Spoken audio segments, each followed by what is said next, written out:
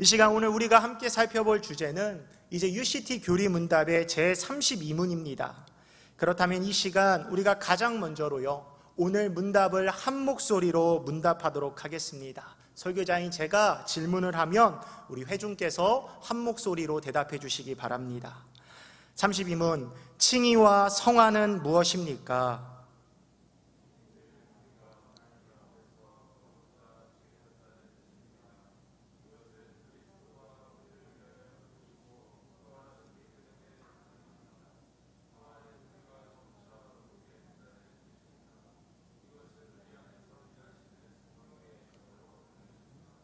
그렇습니다. 그렇다면 오늘 우리가 함께 나눌 핵심 주제, 핵심 키워드는 무엇입니까? 우리 질문에서 보셨던 것처럼 바로 칭의와 성화와 관련된 것입니다. 바로 칭의라는 것이 무엇이고 성화라는 것이 과연 무엇이냐? 오늘 문답은 바로 이 주제를 우리 가운데 질문하고 있다는 것입니다. 그렇다면 가장 먼저로 우리가 이 낯선 단어, 칭의와 성화, 너무나도 낯설기 때문에 가장 먼저로는 우리가 이런 질문에서부터 시작하면 좋겠습니다. 그렇다면 왜 여기에서 UCT 교리문답의 32문에서 이런 낯선 질문이 나오게 되는가? 우리가요, 어떤 나무만 보게 되면 그 실체를 제대로 인식하지 못할 때가 있어요. 그런데 조금 우리가 더 거시적으로 더 뒤에서 큰 숲을 조망하게 되면 그 속에 있는 나무의 그림을 좀 더 잘 이해하게 될 수 있다는 거죠. UCT 교리문답도 마찬가지인 것 같습니다. 오늘 우리는 32문 칭의와 바로 성화라는 주제를 다루게 될 터지만 먼저 우리가 좀 더 넓은 숲에서 이 칭의와 성화라는 질문이 왜 우리 가운데 질문되어지고 있는가를 생각해 보면 훨씬 더 깊은 이해를 나눌 수 있겠다는 것입니다. 이를 위해 우리가 이제 좀 전체적인 숲을 함께 나눌 텐데요. 지금 우리는요, 이제 표를 보시면 알겠지만 성부, 성자, 성령 하나님이라는 전체적인 이 플로우 흐름 속에서 바로 이제 이부인 성자 예수님과 관련되어 있는 우리가 지금 파트를 지나가고 있습니다. 그래서 실제로도 어떠합니까? 우리는 최근까지 바로 성자 예수님이 과연 누구이신지에 관해서 함께 살펴보고 있었어요. 그래서 그분이 과연 누구신지, 존재론에 관해, 그리고 또한 그분이 행하신 일이 과연 어떤 것인가, 그분의 사역에 관해, 그리고 그분의 이런 존재와 사역을 통해 바로 그분이 우리 가운데, 성도니 우리 가운데 이루신 그 결과, 즉 성도가 얻게 된 유익에 대해서 우리는 전체적인 이 흐름 속에서 지금 교리문답을 살펴보고 있다는 거예요. 그래서 가장 최근에 나타났던 중심 주제가 무엇입니까? 바로 29문이었어요. 29문이 무엇입니까? 어떻게 해야 우리가 구원을 받을 수 있습니까? 바로 성자 예수님께서 이 땅 가운데 성육신 하시고 죽으시고 부활하시고 승천하셔서 그래서 그분이 이루셨던 그 일이 이제는 우리 가운데 어떠한 유익으로, 어떠한 구원으로 바로 주어졌는가? 어떻게 해서 그 유익을 우리가 누릴 수 있는가를 지금 29문은 우리 가운데 물었다는 거예요. 중요한 것은 이제 그 질문은 우리가 이 땅을 사랑하는 성도로 신자와 뗄래야 뗄 수 없는 바로 구원과 관련된 주제가 지난 29문부터 시작되었다는 사실이라는 거예요. 그러기에 이 시간 우리가 오늘 문답에서도 가장 먼저 깨닫기 원하는 사실은 바로 오늘 우리가 보고 있는 32문의 칭의와 성화의 주제 역시도 바로 이 키워드들이, 이 질문들이 바로 구원의 문제, 예수께서 우리 가운데 이루신 가장 큰 은혜, 유익인 구원의 문제와 연관된다라는 사실이에요. 그래서 교환을 보시면 제가 표 하나를 넣어놨지요. 바로 29문이라는 큰 질문 안에 그 안에 구원에 관해서 답하고 있는 내용 중 하나가 바로 칭의와 성화라는 주제라는 것입니다. 그렇다면 이제 좀 더 본격적인 질문을 나누길 원합니다.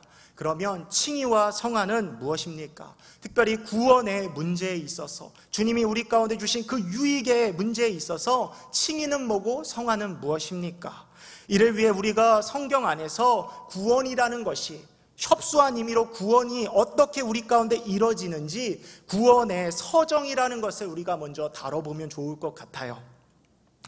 여러분, 먼저 성경 말씀을 보게 되면 삼위의 하나님께서는, 성부 하나님, 성자 예수님, 성령 하나님께서는 그분들이 이루셨던 구속사역을 무질서하게 진행하는 것이 아니라 일정한 순서에 따라 질서 있게 진행하고 계신다는 것을 우리는 성경을 통해 통일성 있게 우리는 경험할 수 있습니다.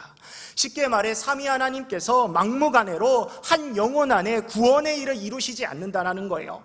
어떤 사람은 너가 너무나도 착하게 살기에 내가 너의 삶 가운데 구원을 이룬다 말씀하시지 않고, 또 어떤 사람은 너무 그 인생이 불쌍하다고 해서 영원한 생명을 그 가운데 주신 것이 아니라, 우리 하나님은 영혼 안의 구원의 일을 어떠한 시간적 순서, 논리적 순서에 따라 분명하게 통일성 있게 말씀하고 약속하고 계신다는 거예요. 이를 우리는 뭐라고 말하느냐? 바로 구원의 서정이라고 얘기한다라는 거예요. 그래서 성경을 보게 되면 이 구원의 서정이 아주 일목요연하게 드러나지는 않지만, 그럼에도 불구하고 명백한 몇 가지 기준을 발견하게 된다는 거예요. 그래서 이제 화면으로 우리가 좀 보게 될 텐데, 여러 근거 구절들을 통해서 주님이 우리 가운데 이르신 구원의 역사가 성도의 영혼 안에서 어떻게 이루어지는가를 우리가 구원의 서정이라는 것들을 통해서 우리가 이 시간 먼저 좀 정리해 보면 좋겠어요. 먼저 우리가 로마서 8장 30절 말씀을 보게 되면 말씀이 이렇지요. 또 미리 정하신 그들을 또한 부르시고, 부르신 그들을 또한 의롭다 하시고, 의롭다 하신 그들을 또한 영화롭게 하셨느니라. 우리는 여기서 구원이 크게 일단은 좀 더 이제 좀 러프하게 한 세 단계로 이루어진다는 걸 보게 돼요. 가장 먼저 뭐냐? 미리 정하신 그들을 또한 부르셨다. 바로 소명이 하나님의 그 영혼을 향한 부르심이 가장 먼저다라는 것을 우리는 보게 돼요. 이후에 뭐가 나옵니까? 의롭다 하시고, 부르신 자에게 어떤 일을 행하시죠? 칭의라고 우리가 부르게 되는 의롭다 하심을 하시는 그 일을 행하신다는 것을 우리는 발견하게 돼요. 그리고 어떻게 합니까? 가장 마지막 단계인데요, 그들을 영화롭게 하시는 거예요. 그들을 이제 그 마지막 때에, 주님 재림의 때에 우리를 어떻게 하신다고요? 그 성도를 영화롭게, 마지막 단계인 영화롭게 하신다는 것을 우리는 보게 돼요. 해석하면 어떨까요? 소명이 있고 칭의가 있고 그 다음에 영화라는 게 있다는 거예요. 이게 가장 어떻게 보면은 간단한 도식일 거예요. 그런데 우리가 말씀을 계속 보게 되면 그 안에 또 다른 순서들이 좀 더 디테일하게 들어가는 것을 보게 됩니다. 베드로전서 이제 1장 23절을 볼까요? 너희가 거듭난 것은 썩어질 씨로 된 것이 아니요 썩지 아니할 씨로 된 것이니 살아있고 항상 있는 하나님의 말씀으로 되었느니라. 아멘. 여기서 우리가 또 하나 발견하게 되는 것은 중생이라는 어떤 구원의 서정의 단계를 보게 돼요. 중생. 성경 말씀 안에는 우리가 거듭남이다 라는 표현으로 자주 보셨을 거예요. 영어로는 regeneration, 다시 태어난다. 영으로 다시 태어나는 그 일이 구원의 그 전체 서정 안에 포함된다는 거예요. 그런데 그게 언제냐? 맨 마지막에 나와 있죠. 너희가 거듭난 것은 맨 마지막에 뭐라고 됩니까? 살아있고 항상 있는 하나님의 말씀으로 되었느니라. 무슨 말입니까? 하나님의 말씀, 소명, 주의 부르심 다음에 거듭남이 있다는 거예요. 그러면 우리는 논리적으로 생각할 수 있죠. 소명 다음에 중생이라는 것이 있구나.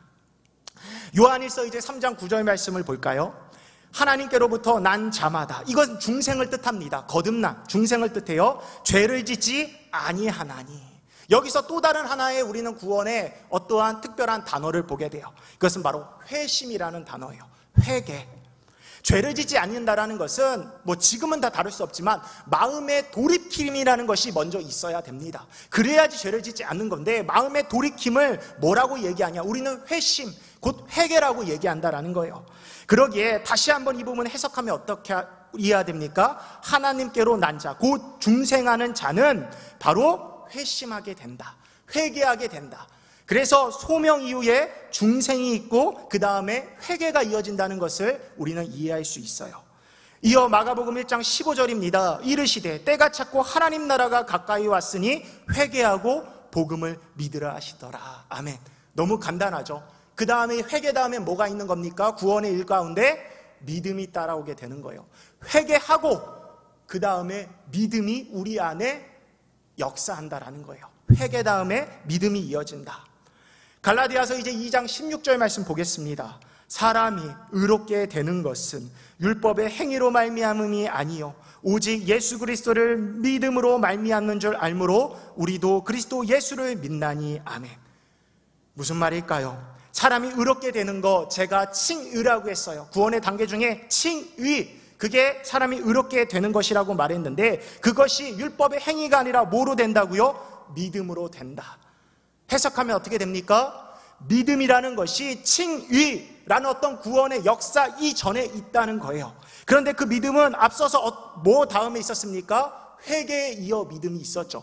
회개한 자가 믿음을 가질 수 있고 믿음을 고백할 수 있고, 믿음을 고백하는 자의 영혼 안에 하나님이 어떤 일을 행하신다고요? 바로 칭의의 역사를 이루신다고요. 이어 요한복음 1장 12절 말씀 우리 보도록 할게요.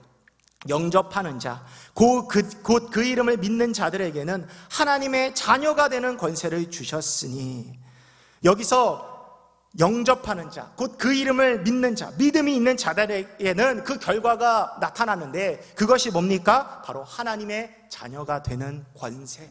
우리는 그것을 보통 양자됨이라고 표현을 해요. 수양이라고 표현하기도 하는데, 보통은 양자가 되었다라고 해서 양자됨이라고 이해를 한다고요. 그러면 어떻습니까? 바로 소명이 있고 중생이 있고 회개가 있고 믿음이 있고 칭의가 이루어진 다음에 칭의와 함께 뭐가 이루어지는 겁니까? 양자됨. 믿음을 가진 자가 하나님이 의롭다 하심을 할 때에 그는 누가 됩니까? 하나님의 양자, 하나님의 아들, 하나님의 자녀가 되는 일이 한 영혼 안에 그렇게 이루어진다는 거예요. 이어 로마서 8장 14절 말씀은 말합니다. 무릇 하나님의 영으로 인도함을 받는 사람은 곧 하나님의 아들임이라. 여기서 또 새로운 개념이 나오죠. 뒷부분은 우리가 알고 있어요. 곧 하나님의 아들됨이라. 아들 된다는 것은 양자됨을 뜻하겠죠. 그런데 이것은 어떤 결과로 나오냐? 바로 하나님의 영으로 인도함을 받는 삶을 뒤따르게 한다는 거예요.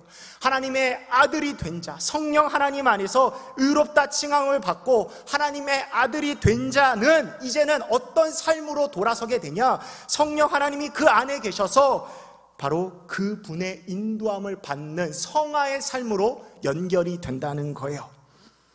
이어 빌립보서 1장 6절은 이렇게 말합니다. 너희 안에서 착한 일을 시작하신 이가, 여기 이 부분을 우리는 성화의 단계로 이해할 수가 있어요. 그 성화의 일을 이제 이루신 성령 하나님이 그리스도 예수의 날까지 이루실 줄을 우리는 확신하노라.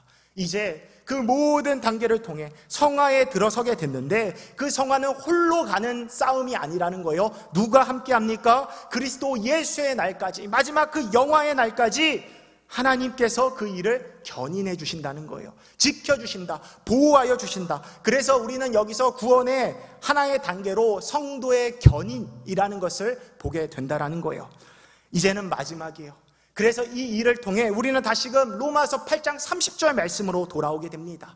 또 미리 정하신 그들을 부르시고 부르신 그들을 또한 의롭다 하시고 의롭다 하신 그들을 또한 영화롭게 하셨느니라. 아멘. 무슨 말입니까? 앞에 우리가 좀 러프하게 봤지만 소명과 이 모든 것, 소명부터 시작하여 이 모든 것들을 통하여 가장 마지막에 뭐가 있다고요? 영화라는 게 있다고요.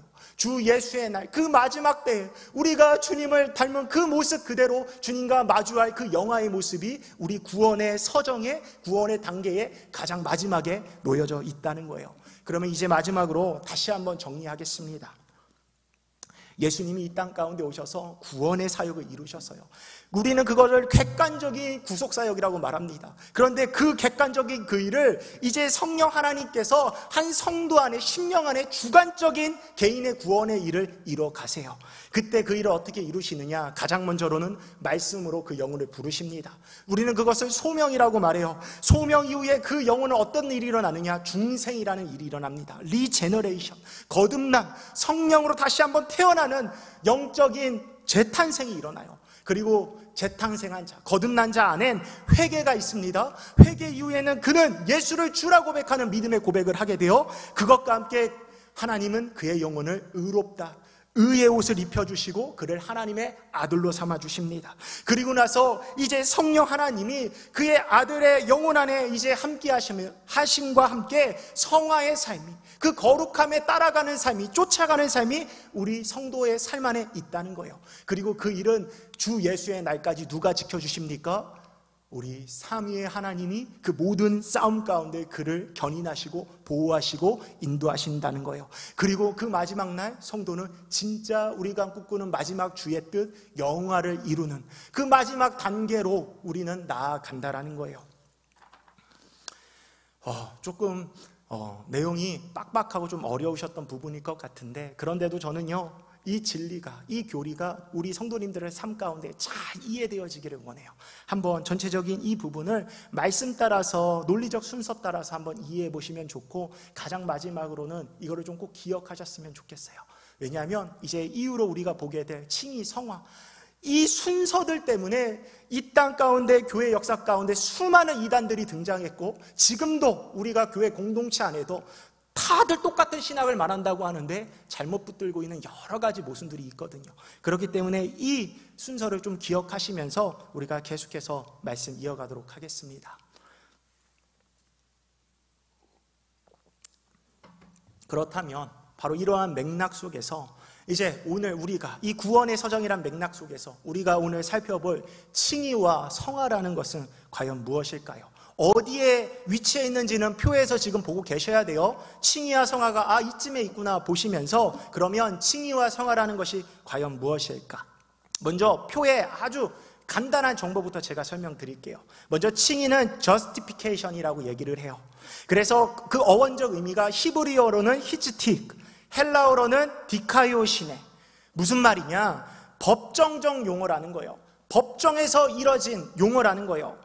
어떤 재판관이 어떤 죄인을 의롭다고 선언하는 것, 너가 이제 더 이상 무죄하다라고 선언하는 게 뭐다? 바로 이 칭의의 원래 어원적 의미라는 거예요. 그래서 이게 구원사적으로, 구원론적으로 어떤 의미를 갖느냐? 하나님께서 죄인들을 오직, 중요합니다, 오직 예수 그리스도의 사역과 공로의 근거예요. 다른 거 어떤 것도 없습니다. 오직 예수의 사역과 공로의 근거에서 신자라는 죄인을 의롭다, 너가 이제 의롭다 여겨주시는 단회적이며 법정적인 선언이라는 거예요. 법정 안에서 딱 재판관이 너가 이제 더 이상 죄가 없어라고 선언하는 단회적인 선언이 바로 칭의라는 거예요. 그래서 이 칭의에는요, 여러 가지 특징들이 있는데, 구체적인 건 제가 이제 나중에 더 설명하겠지만 1차적으로 보게 되면, 먼저 법정적 선언이기 때문에 상태하고 내면적 변화가 아니라 단회적 신분의 변화가 수반됩니다. 법정에서 선언된 그 자체로 내가 이제 더 이상 죄인의 신분이 아닌 거예요. 신분의 변화. 그리고 그러기에 죄책이 제거되는 은혜가 일어나요. 죄에 대한 그 책임, 이전에는 죄인으로서 갖고 있는 죄책이 있었으나 우리의 구원론적으로 보면 아담으로부터 내려오는 그 원죄, 그리고 우리 안에 있는 모든 죄에 대한 책임이 우리 안에 있었으나 예수의 의로 말미암아 어떻게 된다고요? 죄책을 제거하는 사역이 일어난다라는 거예요. 그리고 이때에 이 칭의의 역사는 앞서 구원의 서정에서 보셨지만 개인의 믿음이 어떠한 방법적 수단이 돼요. 믿음을 통해 예수를 믿음으로 고백하는 자에게만 이 칭의의 역사가 이루어지게 된다는 거예요.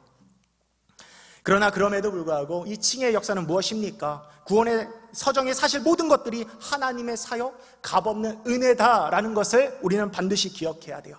그리고 그 결과 이 칭의로 말미암아 우리는 최종 심판 때에 어떤 유익을 얻게 되냐? 영원한 하나님의 구원을 얻게 되는, 영원한 운명을 좌우하는 것이 바로 이 칭의의 사역이 가진 특징이라는 거예요. 비교해서 이제 성화라는 게 있어요. sanctification.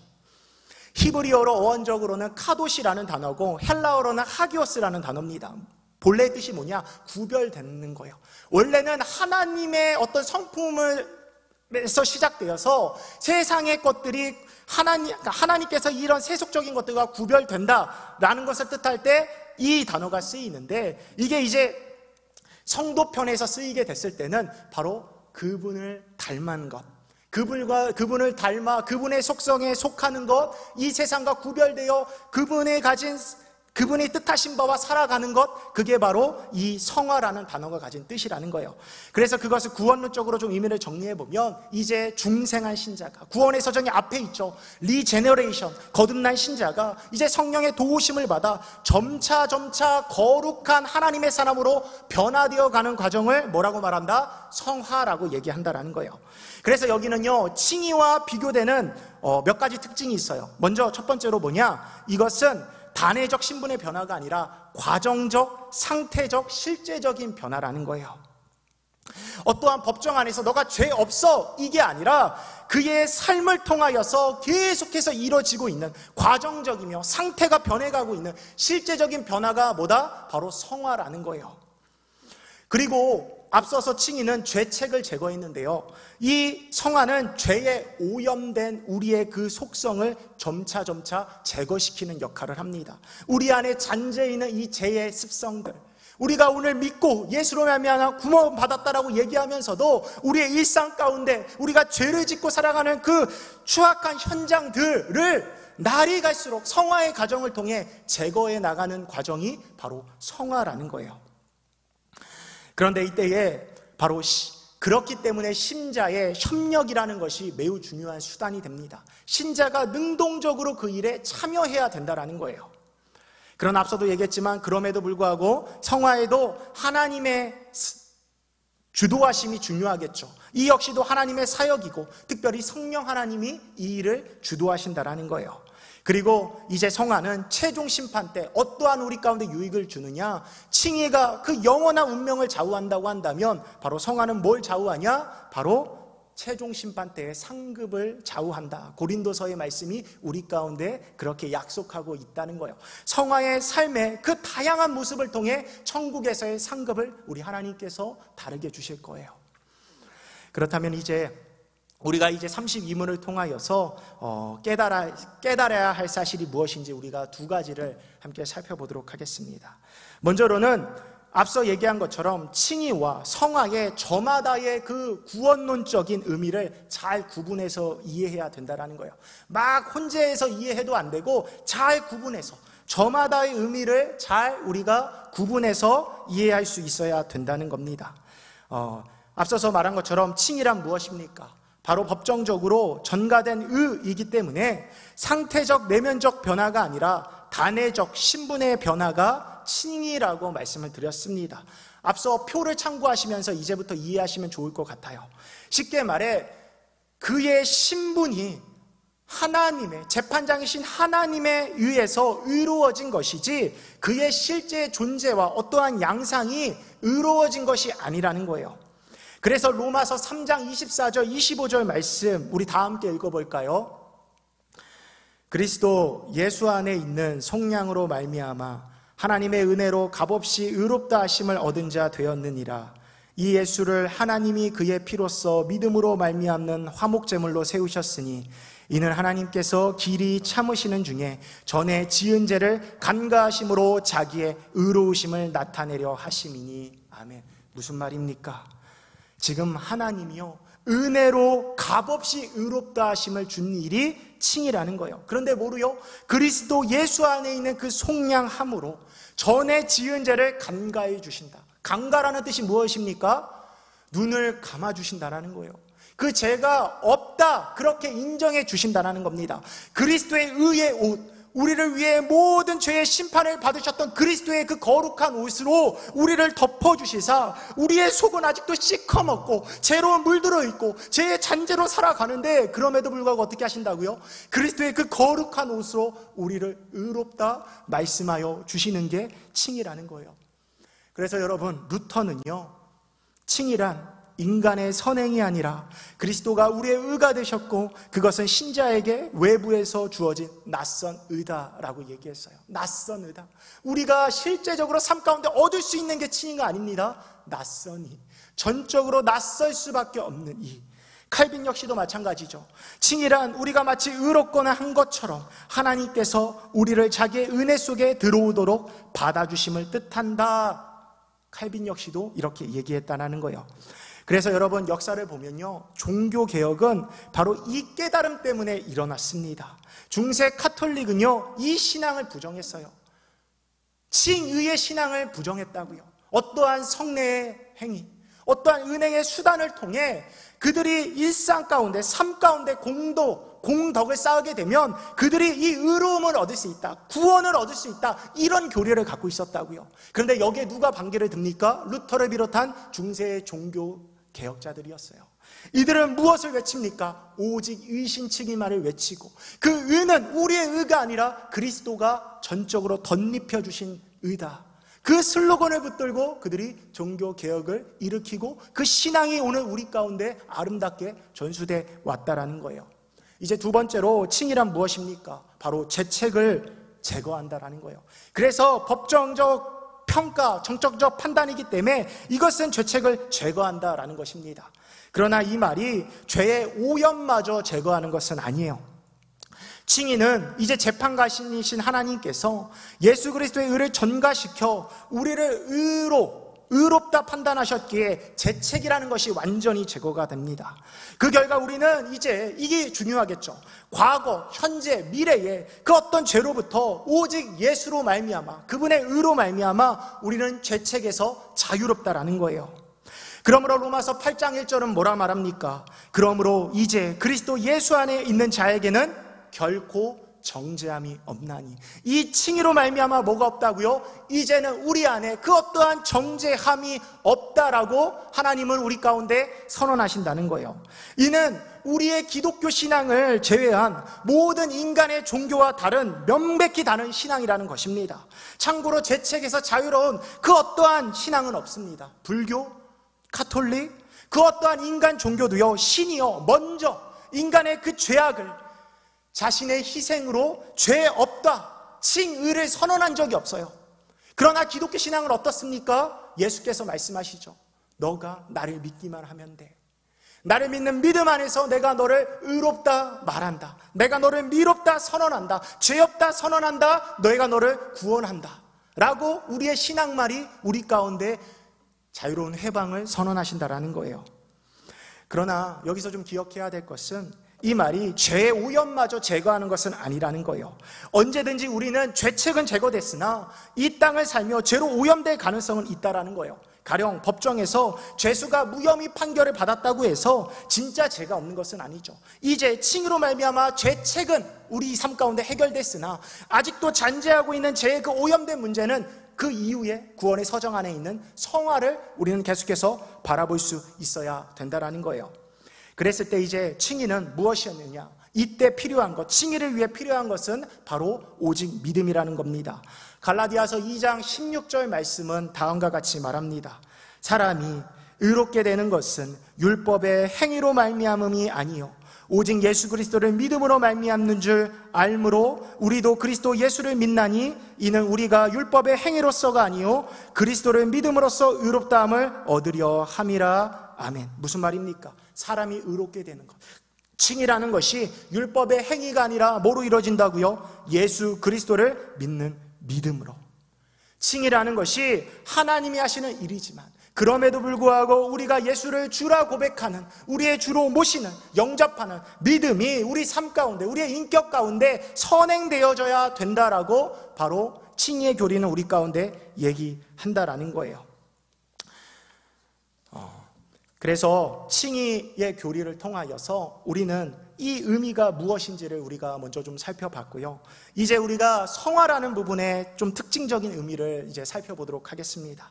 먼저 성화는 무엇일까요? 표를 보시면 알겠지만 먼저 첫 번째로 중생 이후로 이어지는 신자의 과정적, 상태적, 실제적인 변화라는 거예요. 쉽게 말해 신자의 구원의 역사가 단순히 중생과 친히 등으로 끝나지가 않는다는 겁니다.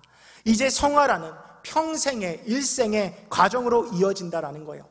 그래서 빌립보서 2장 12절 13절은 이렇게 말합니다. 그러므로 나의 사랑하는 자들아 너희가 나 있을 때뿐 아니라 더욱 지금 나 없을 때에도 항상 복종하여 두렵고 떨림으로 너희 구원을 이루라. 너희 안에서 행하시는 이는 하나님이시니 자기의 기쁘신 뜻을 위하여 너희에게 소원을 두고 행하게 하시나니. 아멘. 무슨 말입니까? 지금 우리 가운데 성경의 진리는 뭘 말합니까? 너희가 구원을 이루라 라고 말하고 있다는 거예요. 여러분, 말씀의 의미가 들어오십니까? 너희가 구원을 받았다, 그것으로 끝났다는 게 아니에요. 너희가 칭이 됐다, 끝난다는 게 아니에요. 너희가 두렵고 떨림으로 구원을 이루라.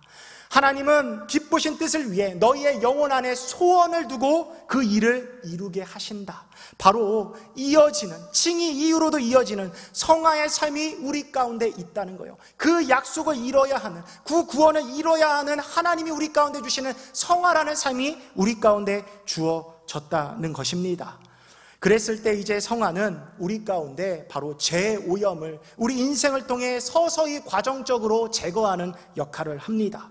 그러기에 죽기까지는 우리는 죄로부터 완전히 자유롭지는 못할지라도 이를 통해 점점 더 우리는 하나님의 형상으로 예수를 닮아가는 그러한 모습들로 우리는 변해져 갈 수 있다는 거예요.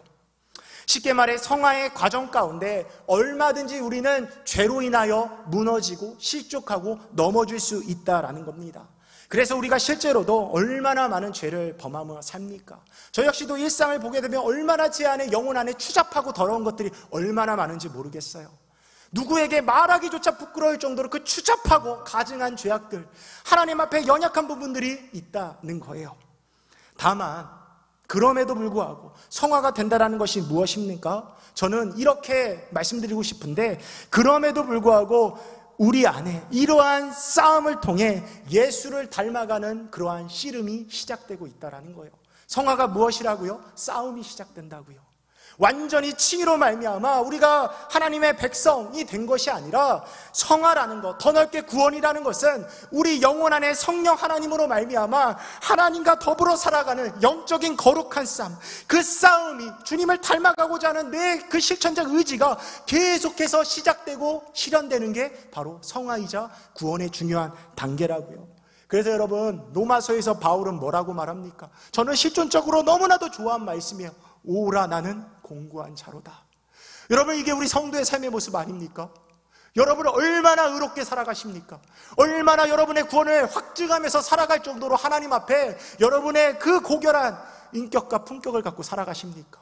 우리 안에 그 어떠한 것도 하나님 앞에 의를 주장할 것은 없다는 거예요.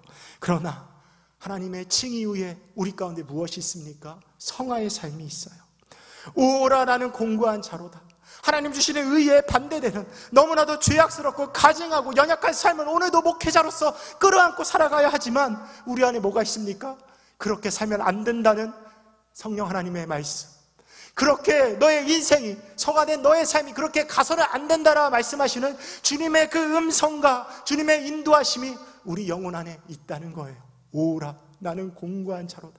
그 자리 앞에 탄식하고 다시 한번 돌아서길 원하고 삶 가운데 한 걸음이라도 떼는 것이 뭐라고요? 성화라는 거예요.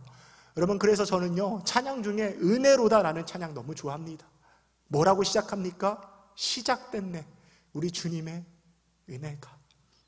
여러분이 성도가 됐다는 것, 신자가 됐다는 것, 의로운 신분을 얻게 됐다는 것은 여러분의 모든 죄악들이 사라졌다는 걸 의미하지 않아요. 단지 시작됐을 뿐입니다. 그 은혜로 말미암아 여러분 삶에 큰 전환이 이루어졌을 뿐이에요. 여러 힘든 유혹, 어려움, 죄로 인한 무너짐은 있겠지만 그 시작된 은혜로 말미암아 그것을 붙들고 계속해서 전투하며 싸우며 나아가는 게 우리 신앙의 본질이라고요. 여러분, 역으로 그런데 이게 없다면 저는요, 좀 두렵지만 이런 얘기를 드리고 싶어요. 저는 우리 시대 신자 중에 가장 불쌍한 사람들이 한 번이 아니라 계속해서 일탈하고 무너진 삶을 살아가고 있는 사람들이에요. 성도로, 또한 어떠한 사람들로. 왜 그럴까요? 이 씨름이 없기 때문에 그래요. 무너짐이 없기 때문에 그렇습니다. 성령 하나님 그 영혼 안에서 내주하시면서 끊임없이 말씀하신다라는 그게 없기에 저는 두렵지만 그런 분들을 뵐 때마다, 그런 인격을 경험할 때마다 제 안에는 정말 죄송하지만 안타까움이 있어요. 되게 존재론적인 안타까움이에요. 왜요? 내가 믿고 있는 신앙 안에, 내가 의지하고 있는 진리라는 구원의 이 서정 안에 이 싸움은 반드시 있어야 되니까. 그 싸움만이 그가 신자됨의 중요한 증거니까. 저는 오늘 말씀을 통하여서 우리 성도님들이 이 부분을 잘 점검해 보셨으면 좋겠어요. 과연 내 안에 이 성화의 싸움이 있는가? 시작된 하나님의 거룩한 말씀 따라 살아가려는 그 싸움이 있는가? 이미 하나님을 떠나 있는데도, 너무나도 불의의 도구로 우리의 삶을 내어 주었는데도 전혀 거기에 문제의식도 갖지 못하고 씨름조차 하지 못하고 거기에 나의 논리를 덧대고 나의 삶을 덧대어 살아가는 그 삶이라면, 저는 이 시간 가운데 하나님 주시는 음성 앞에, 성령 하나님 주시는 그 부끄러움 앞에 우리가 다시 한번 일어서는 특별한 은혜가 있기를 주의 이름으로 간절히 소망합니다. 그래서 여기서 성화에 있어서 너무 중요한 것은요, 바로 신자의, 성도의 협력이 매우 중요한 수단이 됩니다. 다른 어떠한 구원의 서정 가운데 이 성화만큼 성도의, 하나님의 백성의 어떠한 협력을 요구하시는 단계가 없어요. 그러나 이 성화의 단계에서는 바로 우리 가운데 하나님이 능동적으로 그 일에 동역하기를 원하신다는 거예요. 그래서 앞서도 본 빌립보서 2장 12절 13절 말씀에서도 얘기하죠. 두렵고 떨림으로 너희 구원을 이루라. 구원은 주어졌다라고 표현되지 않아요. 분명 그런 측면이 있어요, 칭의적 측면에서. 그러나 또 한편에서 동전의 양면처럼 뭐라고 말씀하신다고요? 그 구원을 너희는 여전히 너의 삶을 통해 이뤄야 된다, 그 일에 참여해야 된다라고 우리의 협력을 주님께서는 요청하신다라는 거예요. 결국에 오해는 이러한 말을 하였습니다. 성화는 하나님의 영에 의하여 우리 속에 일어나는 일이며 하나님의 충만한 능력으로 행하는 일이며 은혜가 아니고서는 제일 작은 거룩의 성도에도 도달하지 못한다. 그러나 그가 동시에 우리 가운데 얘기하는 것이 무엇입니까? 그것은 바로 우리가 적극적으로 그 일에 참여해야 된다는 것을 얘기하고 있어요. 이어 말합니다. 하나님의 은혜가 없이는 우리의 의무를 행할 수 없고, 하나님이 우리에게 은혜를 주셨다 할지라도 우리가 그 의무를, 성화의 의무를 수행하지 않는다면 어떻게 된다고요? 하나님이 주신 은혜의 목적이 이루어지지 못한다. 여러분, 무슨 말이겠습니까? 하나님은요, 구원의 전 과정을 그분이 주도하실 거예요. 그분이 이루실 겁니다. 견인하실 겁니다. 저는 그 믿음 갖고 오늘 내 연약한 가운데 속에서도 십자가 붙들고 성도로 살고 제 사명 붙들고 오늘 이 자리에 서 있어요. 그러나 하나님이 그 일을 일하시는 통도는 반드시 우리가 그 일을, 그 의무를 수행하는 삶의 모습을 통해, 그 열매를 통해 일하신다라는 거예요. 저는 이 시간 오늘 이 칭의와 성화의 교리를 통해 바로 이런 부분들을 붙잡을 수 있기를 간절히 소망합니다.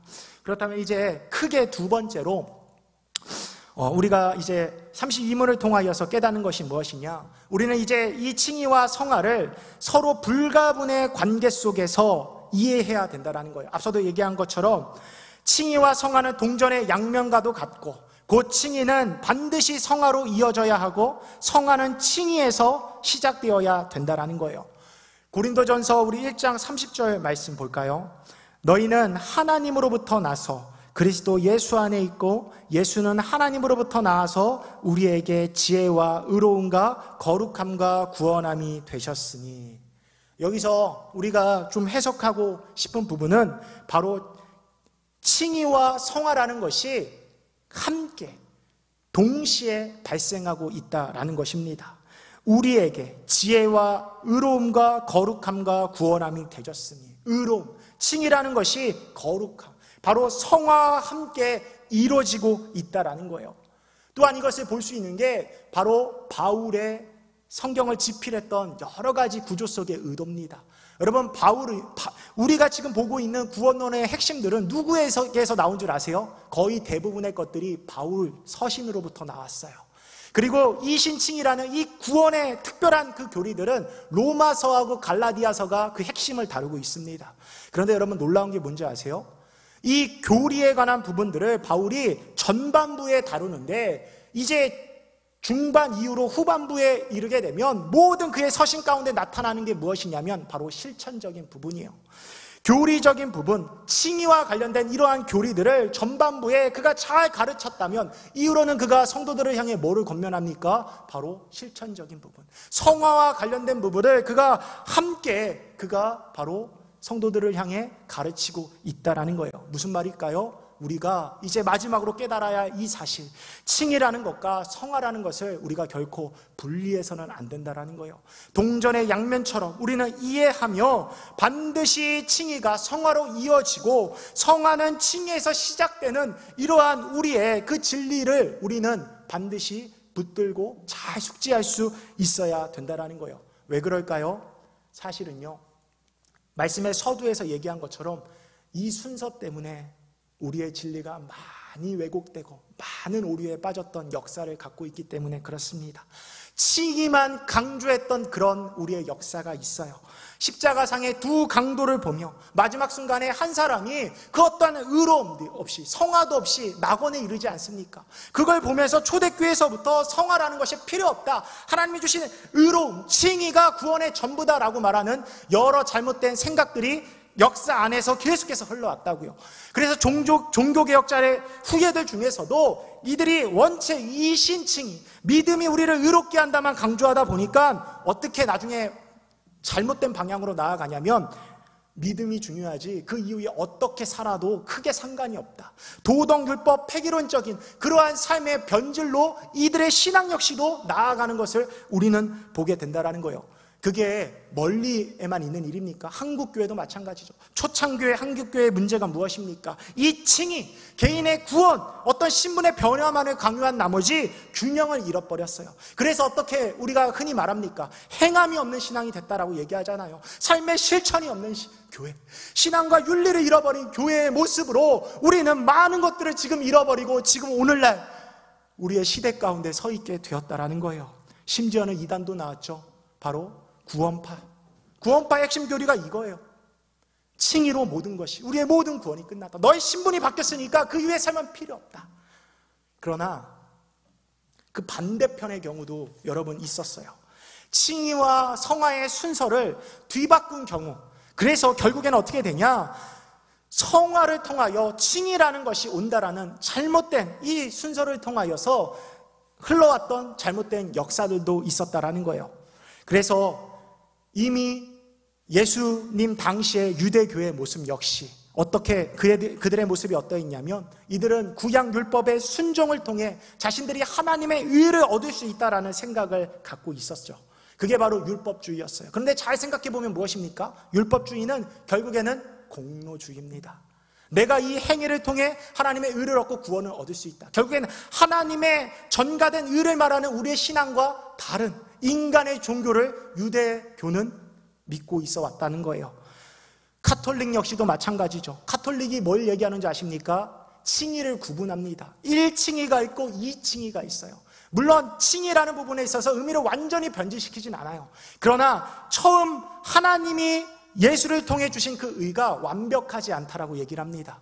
그리고 이후에 성화의 삶, 어떠한 성례든 수단을 통해 자신의 그 공덕을 쌓는 삶을 통해 뭘 얻을 수 있느냐? 나중에 제2의 칭의, 그 완전한 칭의를 얻을 수 있다라고 얘기를 해요. 무슨 말입니까? 결국엔 칭의도 구원도 성화된 내 삶으로 이루어질 수 있다라는 교리를 얘기했다라는 거죠. 그리고 이러한 신앙은 오늘날 수많은 인간의 종교들도 마찬가지예요. 제가 앞서도 얘기했지만 불교, 카톨릭, 그 모든 것들의 핵심이 무엇입니까?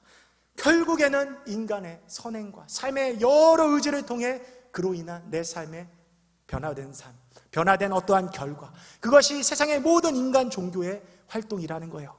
그렇다면 저는 이 시간 우리 성도님들께 마지막으로 묻고 싶어요.